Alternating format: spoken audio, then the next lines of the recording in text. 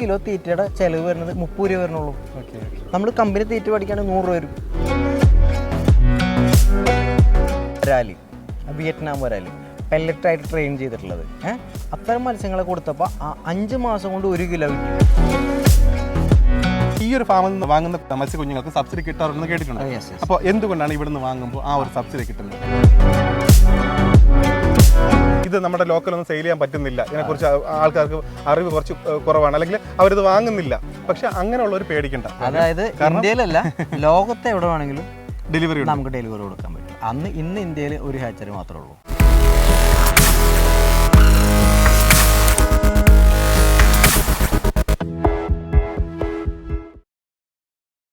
നമസ്കാരം, അരുൺ മഹേന്ദ്രനാണ്. കൃഷിമിത്ര ടിവിയുടെ പുതിയൊരു വീഡിയോയിലേക്ക് എല്ലാവർക്കും സ്വാഗതം.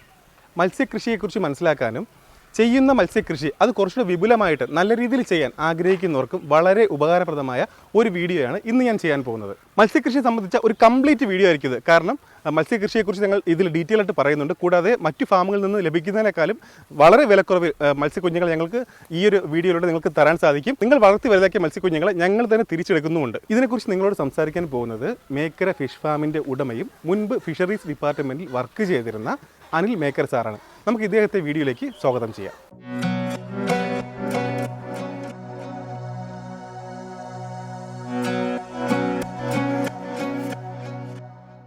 സാർ നമസ്കാരം. നമസ്കാരം. നമ്മുടെ ഈ വീഡിയോ കാണുന്നവർക്ക് വേണ്ടിയിട്ട് ഒന്ന് പരിചയപ്പെടുത്താമോ? ഓക്കെ, ഞാനൊരു ചെറിയൊരു ഇൻട്രൊഡക്ഷൻ കൊടുത്തിട്ടുണ്ട്. എന്നാലും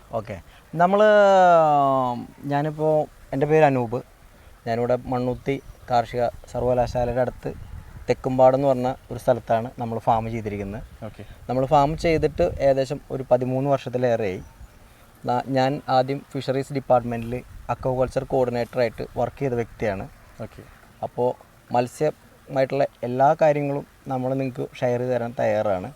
നമ്മൾ ഈ ഒരു ഫാം തുടങ്ങാനായിട്ടുള്ളൊരു കാരണം എന്ന് വെച്ചാൽ സാഹചര്യം. അതായത് ഡിപ്പാർട്ട്മെൻറ്റ് അന്ന് കൊടുത്തിരുന്നത് കാർപ്പ് വർഗ്ഗങ്ങളായിരുന്നു. കാർപ്പ് വർഗ്ഗങ്ങളെ സംബന്ധിച്ച് തീരെ ചെറിയ കുഞ്ഞുങ്ങളെ കൊടുക്കുകയും കർഷകർ മൊത്തത്തിൽ മത്സ്യകൃഷി പരാജയപ്പെടുകയും ഉണ്ടായത്. അവരൊക്കെ വിധി എഴുതി പരാജയമാണെന്ന് വിധി എഴുതി. കാരണം എന്ന് വെച്ചാൽ ഒന്ന് കൊടുക്കുന്ന കുഞ്ഞുങ്ങൾ തീരെ ചെറിയ കുഞ്ഞുങ്ങളായിരിക്കും. അത് മോർട്ടാലിറ്റി കഴിഞ്ഞ് കിട്ടുമ്പോൾ വളരെ തുച്ഛമായിട്ടുള്ള ഇത് കിട്ടുള്ളൂ. പിന്നെ കാർപ്പ് വർഗ്ഗങ്ങൾ വളരെ ഹൈ ഡെൻസിറ്റി കുറച്ച് ചെയ്യാവുന്ന മത്സ്യങ്ങളായതുകൊണ്ട്, അതായത് ഒരു സെൻറ്റിൽ 50 or 60 ഒക്കെ ചെയ്യാൻ പറ്റുള്ളൂ. ഒരു കാരണവശാലും മത്സ്യകൃഷി ലാഭത്തിലേക്ക് എത്താൻ പറ്റണില്ല. പിന്നെ വളർന്നു വരുന്ന ഡ്യൂറേഷൻ, അതായത് ഒരു വർഷം കൊണ്ടാണ് കട്ട്ള രോഹു 2 കിലോ അല്ലെങ്കിൽ 1.5 കിലോ എത്തണത്. അപ്പം നമ്മൾ ഇപ്പോഴത്തെ ഒരു സാഹചര്യം അനുസരിച്ച് കർഷകർക്ക് അത്രയും ഡ്യൂറേഷനിൽ ഇത്രയും പ്രൊഡക്ടിവിറ്റി കൊണ്ട് ഒരു ഉപകാരം ഉണ്ടാവില്ല. തീറ്റ ചെലവും ഒക്കെ ഉണ്ട്, വിലയും കിട്ടണില്ല. അപ്പം നമ്മൾ എന്ത് വെച്ചാൽ കർഷകർക്ക് നല്ല ഹൈബ്രിഡ് മത്സ്യങ്ങൾ കൊടുക്കാൻ തുടങ്ങി.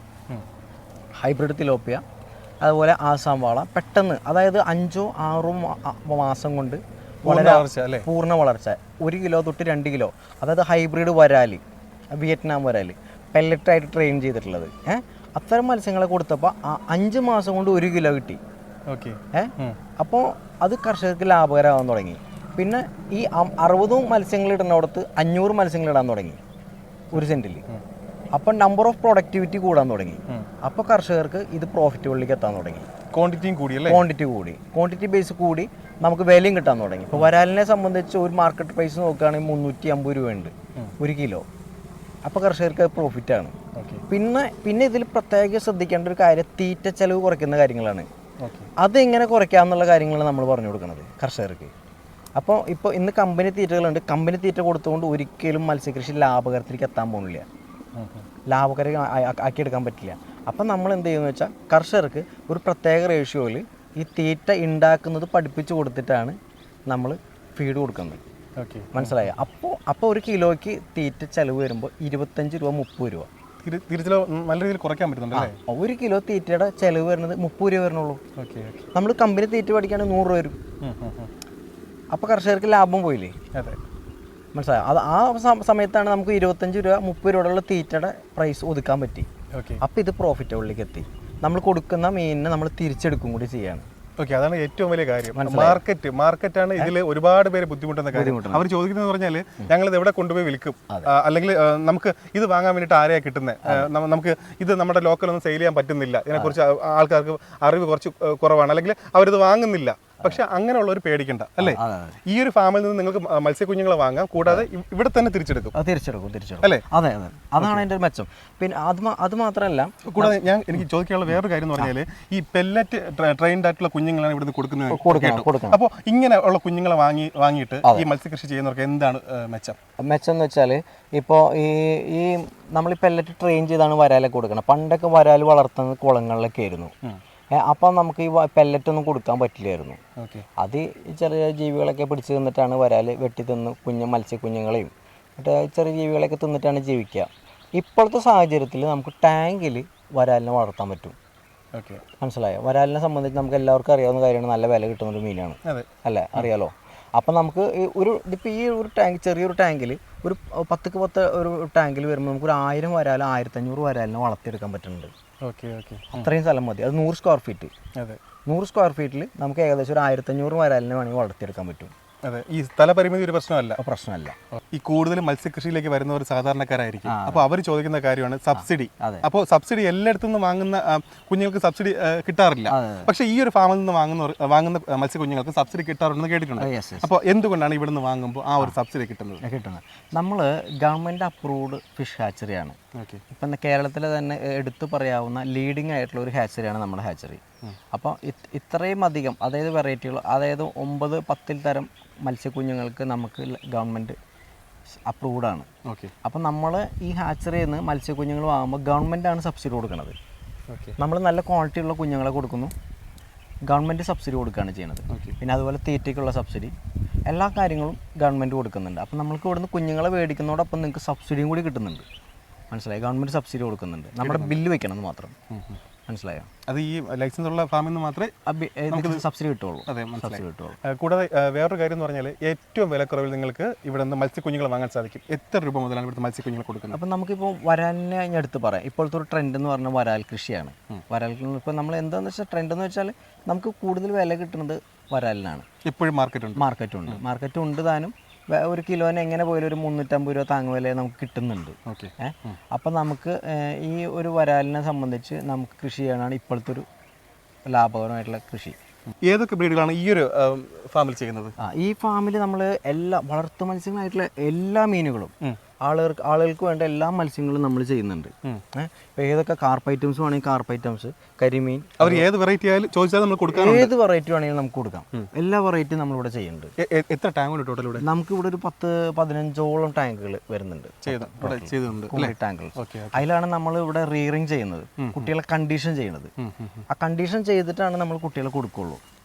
പിന്നെ അതുപോലെ തന്നെ നാച്ചുറൽ പോൺസ് ആണ് നമുക്ക് വരുന്നത്. ഇതിലൊക്കെയാണ് നമ്മൾ ബ്രൂഡേഴ്സിനെയൊക്കെ സ്റ്റോക്ക് ചെയ്യണത്.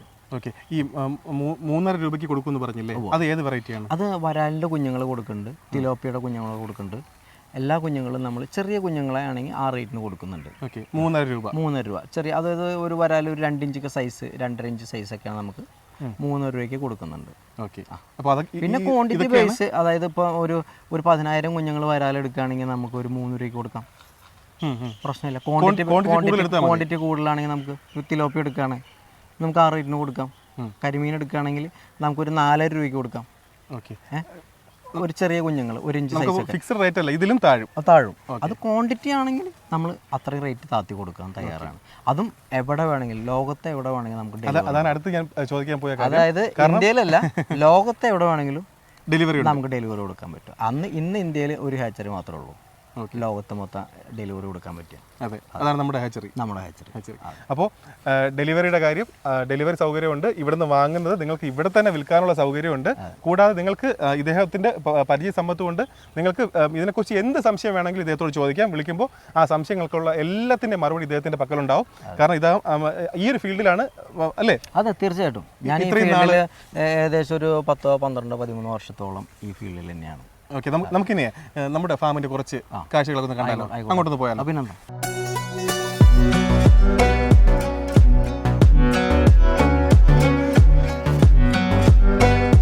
നമ്മൾ മീനുകളൊക്കെ ഇട്ടേക്കുന്ന ടാങ്കുകളാണ്. ഇതിപ്പോൾ ഓരോ ടാങ്കിലും ഓരോ വെറൈറ്റി മീനുകളാണ്. കണ്ടില്ലേ? ഈ ഓരോ ടാങ്കിലും ഓരോ മീനുകളാണ്. നമുക്ക് ഓരോ മീനുകൾ ഞാൻ എടുത്ത് കാണിച്ചു തരാം.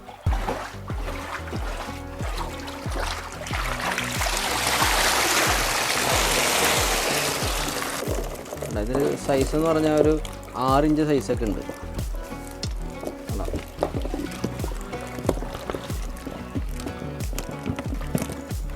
ഇത്രയും വലിയ മത്സ്യങ്ങളൊക്കെ പരലാണ് ഏറ്റവും കൂടുതലുള്ളത് അല്ലേ? അതെ അതെ.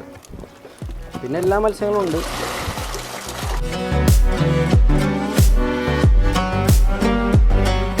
ഗ്രാസ് കാർപ്പ് എന്ന് പറഞ്ഞ മത്സ്യമാണ്. ഇത് നമ്മൾ വെള്ളത്തിലെ പശു എന്നറിയപ്പെടുന്ന മത്സ്യമാണ്. പുല്ല്, ചണ്ടി, തവിട്, പിണ്ണാക്ക്, ചാണകം എല്ലാം കഴിക്കും. ഇപ്പോൾ പ്രത്യേകിച്ച് തീറ്റ ഒന്നും കൊടുക്കേണ്ട കാര്യമില്ല. നാച്ചുറൽ പോണ്ടിൽ നന്നായിട്ട് വളരും. ടാങ്കുകളിലൊക്കെ വളർച്ച കുറവായിരിക്കും. കുളങ്ങളിൽ നന്നായിട്ട് ഒരു 10-50 കിലോ ഒക്കെ വരുന്ന മീനാണ്. നമ്മളൊരു കുളം വൃത്തിയാക്കണമെങ്കിൽ 5 ലക്ഷം രൂപ 6 ലക്ഷം രൂപ ചിലവാകും. വലിയ കുളങ്ങൾ. ഈ മീനുകളെ ഇട്ട് കഴിഞ്ഞാൽ ആ കുളം വൃത്തിയാവും. ചണ്ടിയും പുല്ലൊക്കെ തീർത്ത് വൃത്തിയാക്കി തരും ഇവർ. മീനും വലുതാവും, നമുക്ക് പൈസയും കിട്ടും, കുളം വൃത്തിയാവും. അങ്ങനത്തെ മത്സ്യമാണ്.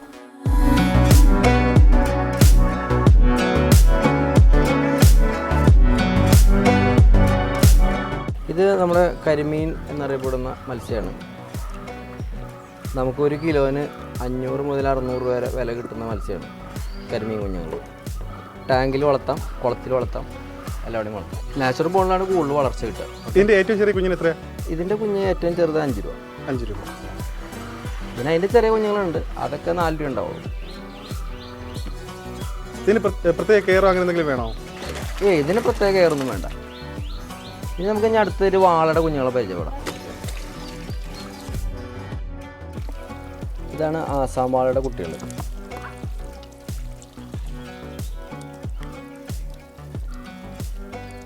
നല്ല സൈസുള്ള കുഞ്ഞുങ്ങളാണ്. ഇതിൻ്റെ പല വലിപ്പത്തിലുള്ള കുഞ്ഞുങ്ങളുണ്ടല്ലേ? പല വലിപ്പത്തിലുള്ള കുഞ്ഞുങ്ങളുണ്ട്. ഇത് നമുക്കൊരു സെൻറ്റിൽ ഏകദേശം ഒരു 500 കുഞ്ഞുങ്ങളെ വളർത്താൻ പറ്റും. 500 കുഞ്ഞുങ്ങൾ? 500 കുഞ്ഞുങ്ങൾ. ഹൈ ഡെൻസിറ്റിയിൽ വളരുന്ന മീനാണ്. കട്ട്ള കുഞ്ഞുങ്ങളാണ്. അത്യാവശ്യം ഒരു 3 ഇഞ്ച് 3.5 ഇഞ്ചൊക്കെ വലിപ്പമുള്ള വലിയ കുഞ്ഞുങ്ങളാണ്.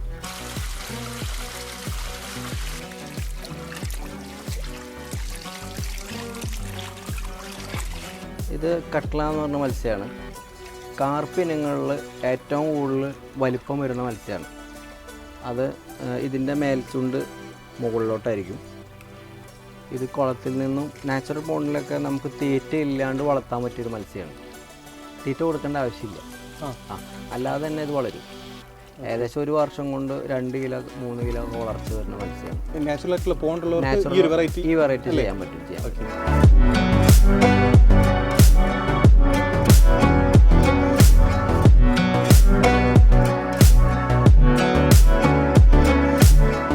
ഇത് നമുക്ക് റെഡ് തിലോപ്പിയ എന്ന് പറഞ്ഞിട്ടുള്ള ഐറ്റമാണ്. നല്ല ഹൈബ്രിഡ് മത്സ്യമാണ്. നമ്മുടെ ഈ ചെമ്പല്ലിയൊക്കെ പോലെ ഇരിക്കും. നല്ല ടേസ്റ്റുള്ള വളരെ സോഫ്റ്റ് ആയിട്ടുള്ള ഇതിൻ്റെ മാംസമാണ്. ഒരു 6 മാസം കൊണ്ട് 1 കിലോ ഒക്കെ വളരുന്ന മത്സ്യമാണ്. ഇത് നമുക്ക് ടാങ്കിലൊക്കെ വളർത്താൻ പറ്റിയ മത്സ്യമാണ്. ടാങ്കിൽ, കുളങ്ങളിൽ എവിടെ വേണമെങ്കിലും വളർത്താൻ. കാണാൻ നല്ല ഭംഗിയല്ലേ? കാണാൻ നല്ല ഭംഗിയാണ്. ഇപ്പോൾ നമുക്ക് അലങ്കാരത്തിനും അതുപോലെ ഭക്ഷണത്തിനുമായിട്ട് വളർത്താൻ പറ്റിയ ഒരു മത്സ്യമാണിത്. അപ്പോൾ ഇതാണ് എൻ്റെ ഫാമിലി. ഇനി ഒരാളും കൂടി ഉണ്ട്. അപ്പോൾ ഇത് വൈഫ്, ഇത് മകൻ, അത് മകള്, 2 ആമ്പിള്ളേരാണ്, ഒരു പെൺകുട്ടി. ഇവരൊക്കെ പഠിക്കുന്നു. ഇതാണ് എൻ്റെ ഫാമിലി. ഈ ഒരു ഫാം തുടങ്ങിയിട്ട് എങ്ങനെയാണ്? ഹാപ്പിയാണോ? ഹാപ്പിയാണ്, തീർച്ചയായിട്ടും ഹാപ്പിയാണ്. നമ്മളെ ഫാമിലി ഓറിയൻറ്റഡ് ബിസിനസ്സാണ്.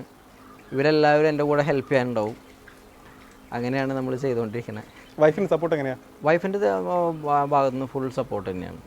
എല്ലാ കാര്യങ്ങൾക്കും നമ്മുടെ ഒപ്പം തന്നെയുണ്ട്. എന്തിനായാലും, മീൻ എണ്ണാനായാലും, ടാങ്കിൽ വെള്ളം വാട്ടർ ചേഞ്ച് ചെയ്യാനായാലും എല്ലാ കാര്യങ്ങൾക്കും നമ്മുടെ ഒപ്പമുണ്ട്. അനുവേണ്ട ഇനി ഒരു സംശയമുണ്ട്. പറയും.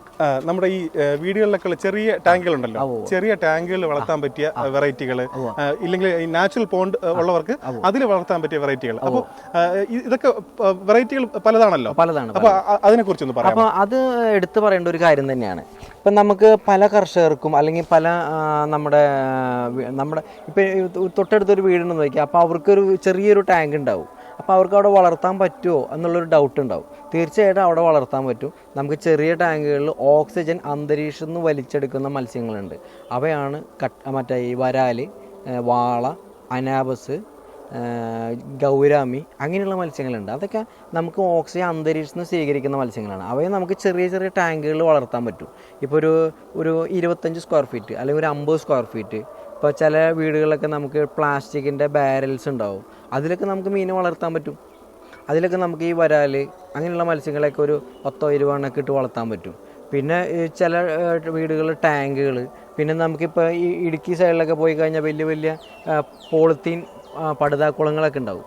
അവിടെയൊക്കെ നമുക്ക് അവർ ഏലം നനയ്ക്കാനൊക്കെയാണ് ആ പടുതാക്കുളം ഉപയോഗിക്കുക. അപ്പോൾ നമുക്ക് ആ ഏലത്തിൽ ഈ മത്സ്യം ഇടുന്നതോടുകൂടി ഈ മത്സ്യം വളരുന്ന വെള്ളം വളരെ പോഷകമൂല്യമുള്ളതായി മാറി. അപ്പം നമ്മളത് കൃഷിക്ക് ഉപയോഗിക്കുമ്പോൾ കൃഷിക്ക് ഇരട്ടി വിളവ് ലഭിക്കുക ചെയ്യണത്. ഇരട്ടി വിളവ് ലഭിക്കുകയും ചെയ്യണം. നമുക്ക് അതോടൊപ്പം വീട്ടിലേക്കും അല്ലെങ്കിൽ നമ്മുടെ നാട്ടിലേക്കുള്ള മത്സ്യം അവിടെ നിന്ന് സ്റ്റാർട്ടാവും. മനസ്സിലായി? നമുക്ക് ഉപയോഗിക്കാനുള്ള മത്സ്യം നമുക്ക് അവിടെ സ്റ്റാർട്ടായി. അപ്പം ഈ വാള, പിലോപ്പി അല്ലെങ്കിൽ ഗൗരാമി, വരാൽ, അതായത് വിയറ്റ്നാം വരാൽ, നമ്മുടെ നാടൻ വരാലല്ല, വിയറ്റ്നാം വരാൽ, അതൊക്കെ നമുക്ക് വീട്ടിൽ വളർത്താൻ പറ്റിയ മത്സ്യങ്ങളാണ്. അപ്പോൾ അതുപോലെയുള്ള വലിയ കുളങ്ങളിലാണെങ്കിൽ നമുക്ക് കാർപ്പിനങ്ങൾ അങ്ങനെയുള്ള മത്സ്യങ്ങൾ വളർത്താം. അപ്പോൾ പിന്നെ കരിമീൻ, ഇതൊക്കെ ശ്രദ്ധിച്ച് ചെയ്ത് കഴിഞ്ഞാലല്ലേ ചെറിയൊരു ടാങ്കിൽ പോലും നമുക്ക് മത്സ്യകൃഷി ചെയ്യാൻ പറ്റും. അപ്പം നമുക്ക് ഒരു വീട്ടിലേക്ക് നമുക്ക് ആവശ്യമുള്ള വിഷരഹിതമായിട്ടുള്ള മത്സ്യം നമുക്ക് അവിടെ വളർത്തിയെടുക്കാൻ പറ്റുന്നതാണ് നമ്മുടെ അഡ്വാൻറ്റേജ്. ഓരോ വീട്ടിലേക്കുള്ള മത്സ്യങ്ങൾ നമുക്ക് വളർത്താം. അപ്പം നമുക്ക് എന്താ വെച്ചാൽ ഇപ്പം നമുക്ക് ശരിക്കും അറിയാമല്ലോ, മാർക്കറ്റിൽ നിന്നൊക്കെ വാങ്ങുന്ന മത്സ്യത്തിൽ ഫുള്ള് വിഷമാണ് നമ്മളിട്ട് കിട്ടുന്നത്. ഫോർമാലിൻ അതുപോലെയുള്ള വസ്തുക്കൾ ഇട്ടിട്ടാണ് വരുന്നത്. അപ്പം നമുക്കൊരു പരിധി വരെ നമുക്ക് നല്ല മത്സ്യം കഴിക്കാൻ പറ്റും. മനസ്സിലായില്ലേ? അതാണ് ഏറ്റവും വലിയ അഡ്വാൻറ്റേജ്. അപ്പോൾ എല്ലാ വീട്ടിലും ചെറിയൊരു പടുതക്കുളങ്ങൾ ഉണ്ടാക്കുക, അവിടെ മത്സ്യങ്ങളിടുക. നമ്മുടെ വീട്ടിലേക്കുള്ള മത്സ്യം നമ്മൾ തന്നെ ഉൽപ്പാദിപ്പിക്കുക. നമ്മുടെ വീട്ടിലേക്കുള്ള ആവശ്യങ്ങൾ പച്ചക്കറി നമ്മൾ തന്നെ ഉൽപ്പാദിപ്പിക്കുക. അങ്ങനെ ഒരു സമ്മിശ്ര മത്സ്യകൃഷിയാണ് ഏറ്റവും നല്ലത്. അപ്പോൾ പച്ചക്കറിയാവും മത്സ്യവും. ഈ മത്സ്യത്തിൻ്റെ വേസ്റ്റ് കൊണ്ട് നമുക്ക് പച്ചക്കറി നനയ്ക്കാൻ പറ്റും. അപ്പം നല്ല വിളവ് കിട്ടും. അപ്പോൾ നമുക്ക് രണ്ടും കൂടി എല്ലാ വീട്ടിലും ഇത് ചെറിയ രീതിയിൽ ചെയ്യാൻ പറ്റുകയാണെങ്കിൽ. പിന്നെ നിങ്ങൾ വാഴക്കൃഷി ചെയ്യുന്ന ആൾക്കാരുണ്ടാവും. ഈ വാഴക്കൃഷിയുടെ ഇടയിൽ കൂടെ ഒക്കെ ഒരുപാട് ചാലുകളുണ്ടാവും. അപ്പോൾ ഈ ചാലുകളിലൊക്കെ മത്സ്യം ഇട്ട് കൊടുക്കുക. മത്സ്യം ഇട്ട് കൊടുക്കുന്നതിൻ്റെ അഡ്വാൻറ്റേജ് എന്ന് ചോദിച്ചാൽ മത്സ്യം കിട്ടുന്നതിനേക്കാൾ നിങ്ങൾക്ക് 100 ഇരട്ടി ആ വാഴക്കൊലയുടെ വലുപ്പത്തിൽ നിങ്ങൾക്ക് കിട്ടും. ഇപ്പോൾ ഒരു 25 കിലോ കിട്ടുന്ന ഒരു വാഴക്കൊലയാണെങ്കിൽ അതൊരു 35 കിലോ ആയി മാറും. എന്ന് വെച്ചാൽ അതായത് ഈ വെള്ളത്തിലാണ് ഏറ്റവും കൂടുതൽ ഒരു 65 പരം മൂലകങ്ങൾ അടങ്ങിയിട്ടുള്ള വെള്ളം. അത് ഇത്രയും ഫലഭൂഷ്ടിയുള്ള വളം തന്നെ ഇന്ന് വേറെ ഇല്ല മത്സ്യത്തിൻ്റെ വേസ്റ്റിൽ വരുന്നത്. അതുകൊണ്ടാണ് നമ്മൾ ഈ മീൻ വളർത്താൻ പറയണത്. ഇപ്പോൾ ഒരു നെല്ലും ഒരു കൃഷിയും ആ രീതിയിൽ നമ്മൾ ചെയ്യുമ്പോൾ എന്താ വെച്ചാൽ ആദ്യം മത്സ്യത്തെ വിടുന്നു. അപ്പോൾ പിന്നത്തെ പ്രാവശ്യം നമ്മൾ ആ നെൽകൃഷി ചെയ്യുമ്പോൾ ഈ വേസ്റ്റ് മുഴുവൻ അല്ലെങ്കിൽ ഇതിൻ്റെ പോഷകങ്ങൾ മുഴുവൻ ഈ മണ്ണിലുണ്ട്. അപ്പോൾ അതുകൊണ്ട് നമുക്ക് ഒരുപാട് ഈട് കൂടുതൽ കിട്ടും. അതേപോലെ തന്നെയാണ് പച്ചക്കറിയിലും. അപ്പം നമുക്ക് മത്സ്യം ഒഴിവാക്കാൻ പറ്റാത്തൊരു സംഭവമാണ്. അപ്പോൾ നമുക്ക് എവിടെ വേണമെങ്കിലും വളർത്താം. എല്ലാവർക്കും എന്ത് സംശയത്തിന് വേണമെങ്കിലും നമ്മളെ വിളിക്കാം. ഇപ്പോൾ ഓരോ ചാലുകൾ അല്ലെങ്കിൽ കുളങ്ങൾ, അപ്പോൾ അങ്ങനെയുള്ള സ്ഥലങ്ങളിലൊക്കെ നമുക്ക് ഈ മത്സ്യങ്ങൾ ഇടാൻ പറ്റും. ചെറിയ അടുക്കള കുളങ്ങൾ, അവിടെയൊക്കെ നമുക്ക് വളർത്താൻ പറ്റും. ഇപ്പോൾ കുളമൊന്നുമില്ല, ടെറസിൻ്റെ മുകളിൽ നമുക്ക് ടാർപോളി ഇട്ടിട്ട് മീൻ വളർത്താൻ പറ്റും. ചിലർക്ക് അങ്ങനെ ചെയ്യാൻ പറ്റും. ഇപ്പോൾ ടൗണിലെ ബേസൊക്കെ നമ്മൾ നോക്കുകയാണെങ്കിൽ അറിയാലോ, കുറച്ച് സ്ഥലങ്ങളുണ്ടാവുള്ളൂ. അപ്പോൾ ടെറസിൻ്റെ മുകളിൽ നമുക്കൊരു 4 കട്ട വെച്ചിട്ട് ഒരു ടാർപ്പായി ഇട്ടിട്ട് വെള്ളം നിറച്ച് മീൻ വളർത്താം. അതിനാരോടും ഒന്നും പറയേണ്ട കാര്യമില്ല. മത്സ്യക്കുഞ്ഞുങ്ങളെ വാങ്ങുന്നതോടൊപ്പം നമുക്ക് ഗവൺമെൻറ്റിൻ്റെ ഭാഗത്തു നിന്നുള്ള സബ്സിഡിയും കൂടി നമ്മുടെ കുഞ്ഞുങ്ങളെ വാങ്ങി അതിൻ്റെ ബില്ല് സബ്മിറ്റ് ചെയ്താൽ നിങ്ങൾക്ക് കിട്ടുന്നതായിരിക്കും. അപ്പോൾ അത് നിങ്ങൾക്ക് വലിയൊരു ഹെൽപ്ഫുള്ളായിരിക്കും. അപ്പോൾ ഇതിനോടൊപ്പം തന്നെ മത്സ്യം വളർത്തുന്നതിനായിട്ടുള്ള തീറ്റയ്ക്കുള്ള സബ്സിഡിയും കൂടി ഗവൺമെൻറ് കൊടുക്കുന്നുണ്ട്. അത് നമ്മുടെ ബില്ല് വെച്ച് കഴിഞ്ഞാൽ നിങ്ങൾക്ക് ആ സബ്സിഡിയും കൂടി കിട്ടുന്നതായിരിക്കും. അപ്പോൾ പിന്നെ നിങ്ങൾക്ക് മാർക്കറ്റിങ്ങിൻ്റെ കാര്യം അറിഞ്ഞല്ലോ, അപ്പം നമ്മൾ തിരിച്ചെടുക്കുന്നുണ്ട്. അത് നിങ്ങൾക്ക് ഏറ്റവും വലിയ ബെനിഫിറ്റാണ്. അപ്പോൾ നമുക്ക് മത്സ്യകൃഷി ഏറ്റവും ലാഭകരമായിട്ട് ചെയ്യാൻ പറ്റുമെന്നുള്ള കാര്യങ്ങളാണ് നമ്മൾ പറഞ്ഞു തരുന്നത്. അതായത് മത്സ്യകൃഷിയിലൂടെ നമുക്ക് എങ്ങനെ വരുമാനം ഉണ്ടാക്കാം, അതായത് പ്രോഫിറ്റബിളായിട്ട് എങ്ങനെ മത്സ്യകൃഷി ചെയ്യാം, ഹൈ ഡെൻസിറ്റി ഫിഷ് ഫാമിംഗ് എങ്ങനെ ചെയ്യാം, അതാണ് നമ്മൾ പറഞ്ഞു കൊടുക്കുന്നത്. അല്ലാണ്ട് നമ്മൾ ആദ്യം ഉണ്ടായിരുന്ന കാർപ്പിനങ്ങളുടെ മത്സ്യകൃഷിയല്ല നമ്മൾ ചെയ്യുന്നത്. ഇപ്പോൾ 1 സെൻറ്റിൽ നമുക്ക് ഏകദേശം 500 മുതൽ 1000 മത്സ്യങ്ങളെ വളർത്തുന്ന രീതികളാണ് നമ്മൾ പറഞ്ഞു കൊടുക്കുന്നത്. അപ്പോൾ അത് എങ്ങനെ വളർത്താം, അപ്പോൾ നമുക്ക് 1 മാസം തീറ്റ കൊടുക്കാം, അത് കഴിഞ്ഞ് തീറ്റ ചിലവ് കുറച്ച് എങ്ങനെ നമുക്ക് ചെയ്യാൻ പറ്റും, ഒരു 5 മുതൽ 6 മാസം കൊണ്ട് നമുക്ക് ഹാർവെസ്റ്റ് ചെയ്യാൻ പറ്റും. ആ രീതിയിലുള്ള കൃഷി രീതികളാണ് നമ്മൾ പറഞ്ഞു കൊടുക്കുന്നത്. അപ്പോൾ നമ്മൾ കുഞ്ഞുങ്ങളെ കൊടുക്കുകയും അത് തിരിച്ചെടുക്കുകയും ചെയ്യുന്നതാണ് നമ്മൾ ചെയ്യുന്നത്. അപ്പോൾ നിങ്ങൾക്ക് നമ്മളെ എപ്പോൾ വേണമെങ്കിലും വിളിക്കാം. ഓക്കെ, സംശയങ്ങൾക്ക് വേണമെങ്കിൽ വിളിക്കാം, മത്സ്യക്കുഞ്ഞുങ്ങൾക്ക് വേണമെങ്കിൽ വിളിക്കാം. വളർത്തു മത്സ്യങ്ങളായിക്കോട്ടെ, അലങ്കാര മത്സ്യങ്ങളായിക്കോട്ടെ, അത് നമ്മുടെ അത്യാവശ്യക്കാർക്ക് അലങ്കാര മത്സ്യങ്ങൾ നമ്മൾ കൊടുക്കുന്നുണ്ട്. അപ്പോൾ അത് ആർക്കെങ്കിലും ആവശ്യമുണ്ടെങ്കിൽ നമ്മൾ വിളിക്കാം. അപ്പോൾ ലോകത്ത് എവിടെ വേണമെങ്കിലും നമുക്ക് ഡെലിവറി കൊടുക്കാം. ഇപ്പോൾ നമുക്ക് ഇപ്പോൾ ദുബായിൽ ഫാം തുടങ്ങാൻ സ്റ്റാർട്ട് ചെയ്യുന്ന ആൾക്കാരുണ്ട്. അവരെ നമ്മൾ വിളിച്ചു കഴിഞ്ഞാൽ അപ്പോൾ നമുക്ക് ദുബായിൽ വേണമെങ്കിൽ ഫാം സ്റ്റാർട്ട് ചെയ്യാം. അപ്പോൾ അതിനുള്ള കുഞ്ഞുങ്ങളെ അവിടെ കൊടുക്കാനുള്ള സജ്ജീകരണം നമുക്കുണ്ട്. അപ്പോൾ എവിടെ വേണമെങ്കിലും കുഞ്ഞുങ്ങളെ നമ്മൾ ഡെലിവറി കൊടുക്കാനുള്ള ഒരു ഓപ്ഷൻ നമുക്കുണ്ട്.